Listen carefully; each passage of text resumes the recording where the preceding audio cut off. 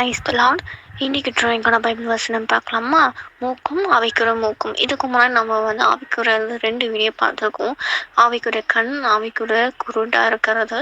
அந்த வீடியோ பார்க்காதவங்க கீழே டிஸ்கிரிப்ஷன் பாக்ஸில் லிங்க் கொடுக்குறேன், அதை பாருங்கள். இன்னைக்கு நம்ம மூக்கு கொடுத்து பார்க்கலாம். எசேக்கியேல் 16வது அதிகாரம் 12வது வசனம். உன் நெற்றியில் நெற்றி பட்டத்தையும் உன் காதுகளின் காதணியையும் உன் தலையின் மேல் சிங்காரமான கிரீடத்தையும் தரித்தேன். அதாவது இங்கே நெற்றியின் நெற்றி பட்டத்தை அப்படின்னு சொல்லி பார்த்தீங்கன்னா இங்கிலீஷில் நிறைய மீனிங்கில் பார்த்தீங்கன்னா அவங்க நோஸ் பீஸ்ன்னு சொல்லி கொடுத்துருப்பாங்க. அதாவது மூக்குத்தி. இந்த பிக்சரில் காமிச்சிருக்க பார்த்தீங்களா, அந்த காலத்துல மூக்குத்தி பெருசாக போடுவாங்க. அது மூக்குலேருந்து நெத்தி வரைக்குமே அந்த செயின் இருக்கிற மாதிரி இருக்கும். ஸோ அந்த இதை தான் இதை மென்ஷன் பண்ணுறாங்க. இங்கிலீஷில் மீனிங் இப்படி இருக்கும். அடுத்தது உன் காதுகளின் காதணிகளும் உன் தடையின் சிங்காரமான கிரீடத்தையும் கொடுப்பேன் அப்படின்னு சொல்லி இந்த வசனம் சொல்லுது. ஆனா இந்த அதிகாரம் பார்த்தீங்கன்னா இது இஸ்ரவேல் குமாரத்திக்கு ஆண்டு செய்த விஷயங்கள், அதை பாவம் செஞ்சது, திருப்பியும் மனம் திரும்புது, இதை குறித்து இருக்கும். ஆண்டவர் சொல்வாரு, இஸ்ரவேலுக்குள்ள ஒரு பாவ காரியம் இருக்கு, கர்த்தர் சொல்லுகிற வார்த்தையை நீ சொல்லு அப்படின்னு சொல்லி எசேக்கியேல் கானான் பார்த்து சொல்வாரு.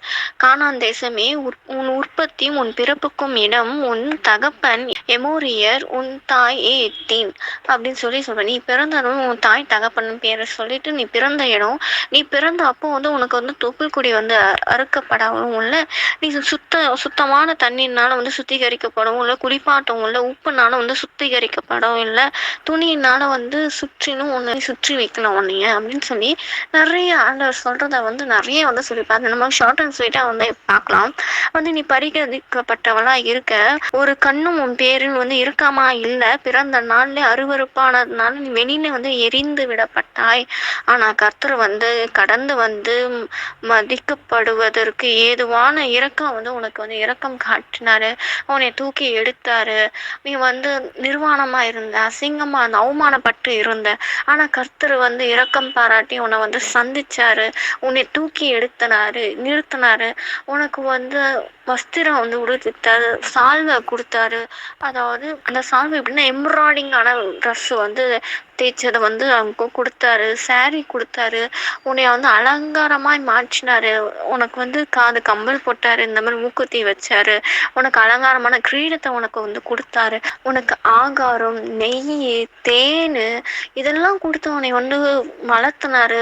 உன் பருவம் வர வரைக்கும் உனக்கு எல்லாமே பூட்டி உனக்கு ஒரு மரியாதை கொடுத்து உன்னை உயர்த்தி வச்சாரு. எல்லாரும் வியப்பா பார்க்கும்படி உன்னை ஆண்டவர் சிறந்த ஒரு நிலைமையில அவ்வளோ அழகா கொண்டு பொசிஷனை வச்சாரு.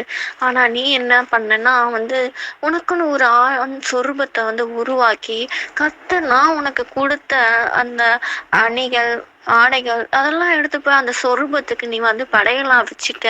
நீ எனக்கு பலி செலுத்துனா அதே பலி அதுக்கு செலுத்துட்ட, அது பலி செலுத்திட்ட.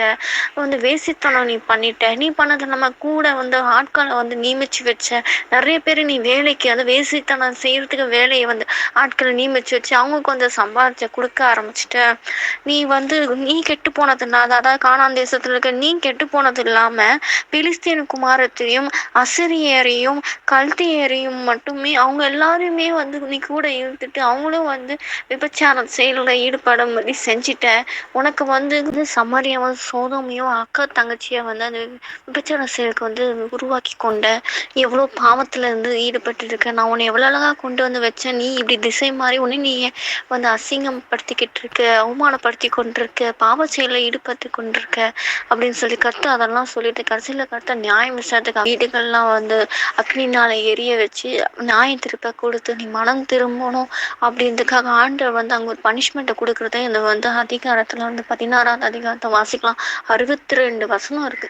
62 வசனமே ஆண்டவர் எப்படியெல்லாம் உன்னை எடுத்து உருவாக்கி கூட்டி ஒரு நல்ல நிலைமையில வச்சு, ஆனா நீ அதை விக்கிரகமா மாத்தி பின்மாற்றமாய் பாவத்துல விழுந்துட்டே அப்படின்னு சொல்லி ஆண்டவர் வேதனையோட சொல்றதை இங்க பார்க்க முடியும். அதே மாதிரி நம்ம வாழ்க்கையில நம்மள ஆண்டவர் புழுத்தின் விஷயத்துல குப்பையிலிருந்து பாவ செயற்றிலிருந்து தூக்கி எடுத்து நம்மளை கழுவி சுத்திகரிச்சு எல்லாம் தேவையானதெல்லாம் கொடுத்து ஒரு நல்ல நிலைமையில கொண்டு வந்து நிறுத்தும் போது நம்ம வந்து அந்த கணத்தை வந்து நம்ம கர்த்தருக்கு கொடுக்காம மனுஷனுக்கு கொடுத்துருவோம். வேலை இல்லாதப்ப வேலையை கொடுத்து, திருமணம் வாய்க்காதப்ப திருமணம் கொடுத்து, குழந்தை இல்லாதப்ப குழந்தை கொடுத்தா, கர்த்தருக்கூட டைம் ஸ்பெண்ட் பண்ணாம கர்த்தருக்கு முதல் இடம் வைக்காம அந்த வேலையிலேயே முன்னுரிமா கான்சன்ட்ரேட் பண்றோம். திருமண வாழ்க்கையிலேயே முன்னுரிமா கான்சன்ட்ரேட் பண்றோம். பிள்ளைங்களை வளர்க்கறத முன்னுரிமா கான்சன்ட்ரேட் பண்ணி அது வந்து விக்கிரகமா டெய்லி ரொட்டீன் வேலையை அதையே வந்து ரொம்ப முன்னுரிமான வேலையா வச்சு அந்த விஷயத்த நம்ம வந்து விக்கிரகமா மாத்திக்கிட்டு ஆண்டவருக்கு முதல்ல கூட டைம் ஸ்பெண்ட் பண்ணாம இருந்ததுனால ஆண்டவர் வந்து ரொம்ப துக்கம் படுறாரு, வேதனைப்படுறாரு. நான் தான் உன்னை இவ்வளவு தூரம் வளர்த்தி கொண்டு வந்தேன், இவ்வளவு நல்ல செயல்கள்லாம் உனக்கு நான் செஞ்சேன், நற்குணத்தை கொடுத்தேன். ஆனா நீ என்னை விட்டுட்டு அதுக்கு வந்து மரியாதை செலுத்த, அதுக்கு நீ பலி செலுத்த, அதுக்கு முக்கியத்துவம் கொடுக்குற, அதை நீ தூக்கி வச்சிருக்க. என்னதான் நீ தூக்கி வச்சு உயர்த்தணுமே தவிர அதை நீ வாழ்க்கையில உயர்த்தி வச்சிருக்கே அப்படின்னு சொல்லி அந்த வேதனையோட பாக்குறோம். அப்படி இல்லாம கர்த்தர் நமக்கு செஞ்ச விஷயங்களை அனுதினமும் சொல்லி சொல்லி சொல்லி இசப்பாக்கு நன்றி சொல்லி உயர்த்துற பிள்ளைகளா இருக்கணுமே தவிர ஒரு போதும் இசப்பா வந்து துக்கப்படுத்தவே கூடாது. இந்த வசனம் இந்த அதிகாரத்துக்கான அர்த்தம். அடுத்தது நம்ம வந்து ஆவிக்குரிய மூக்க பார்க்கலாம். ஆதியாகமம் 2வது அதிகாரம் 7வது வசனம். தேவனாகிய கர்த்தர் மனுஷனை பூமியின் மண்ணினாலே உருவாக்கி ஜீவ சுவாசத்தை அவன் நாசிலை ஊதினார், மனுஷன் ஜீவ ஆத்மாவும் ஆனான். அதாவது இசப்பா வந்து ஆதாம உருவாக்கும் போது அதுக்கு முன்னாடி வந்து பூமியில வந்து பனி துளிகள் வந்து நிரம்பி இருக்கு. அந்த துணிகள் வந்து மண்ணினால இரும்பிருந்தால் ஒரு களிமண்ணை ஆண்டவர் செஞ்சு அதை வந்து தன்னோட சாயல்ல வந்து மனுஷனை உருவாக்கி அப்பா கர்த்தர் வந்து அவனோட சுவாசத்துல அவனுக்கு சுவாசம் கொடுக்கும்படி அவரோட மூச்சு காத்த ஊதினார். அதான் மண்ணினால உருவாக்கி ஜீவ சுவாசத்தை அவன் நாசினே வந்து ஊதினார். அப்போ அவன் வந்து ஜீவாத்மாவா மாறினான். ஸோ கர்த்தர் கொடுக்குற அந்த சுவாசம் அது வந்து வல்லமை உள்ளது, ஜீவனும் உயிர்ப்பிக்கிறதா இருக்கு. அதே சுவாசத்தை வச்சுதான் நம்மளை வச்சுதான் அதாவது நம்ம ஜீவாத்மாவா பண்ணோம். அப்பதான் நம்மளுக்கு வந்து ஆவி ஆத்மா சரீரம் 3மே கிடைச்சது. ஸோ இந்த ஜீவாத்மாவா இருக்கிற நம்மளை வச்சுதான் நம்ம தான் நாசின் சுவாசத்தை பெற்றுக்கொண்டவங்க. ஸோ நம்மளை வச்சுதான் ஆண்டவர் வந்து கடைசி காலத்துல அந்த பிசாசை முற்றிலுமா அழிப்பார். ஸோ அது வந்து யோபுவும் சொல்றாரு. யோபு 4வது அதிகாரம் 9வது வசனம். தேவனுடைய சுவாசத்தினாலே அவர்கள் அழித்து அவருடைய நாசியின் காற்றினாலே நிர்மூலமாக்குகிறார். அதாவது ஆண்டவரோட சுவாசத்தினாலே வந்து அந்த சத்திரம் வந்து முற்றிலுமாக அழித்து அவர் நம்ம மேல ஊதின அந்த காற்று அந்த சுவாசம் நம்மளை கொண்டு பிசாசம் முற்றிலுமாக நிர்மூலமாக்கிடுவாரு அப்படின்னு சொன்ன. அதே வந்து 2 தெசலோனிக்கர் 2வது அதிகாரம் 8வது வசனம். நீக்கப்படும் போது அந்த அக்கிரமக்காரன் வெளிப்படுவான், அவனை கர்த்தர் தம்முடைய வாயின் சுவாசத்தினாலே அழித்து தம்முடைய வருகையினாலே நாசம் பண்ணுவார். அதனால நம்ம வந்து வருகையில போயிட்டு அப்புறம் தான் இந்த கேட்டின் மகன் அக்கிரமக்காரன் அந்திகிறிஸ்து வந்து வெளிப்படுவான். அவன் வெளிப்படுறதுக்கு அப்புறம் ஆண்டவர் கடைசி காலத்துல வந்து அந்த கடைசி யுத்தத்துல அருமகேதன் யுத்தத்துல என்ன பண்ணுவாரு, கர்த்தர் தம்முடைய வாயின் சுவாசத்தை நம்மளதான் தன்னோட வாயின் சுவாசத்தை நம்மள ஊதி ஜீவாத்மாவை நம்மள மாற்றி நம்மளை கொண்டு அழிக்க வச்சு வருகையில வந்து அவனோட பிரசன்னத்தினாலே வந்து அவன் அந்த சத்ருவை வந்து நாசமாக போகும்படி ஆண்டவர் வந்து செய்வார். அவனை முற்றிலுமே அழித்து பாதாளத்தை கட்டி 1000 வருஷத்துக்கு ஆண்டவர் வந்து கட்டி வைக்கணும். நம்மளை கொண்டுதான் வந்து செய்யப்படுறேன். ஸோ நம்ம ஆண்டவருக்குள்ளாக பரிசுத்தமா இருக்கணும்.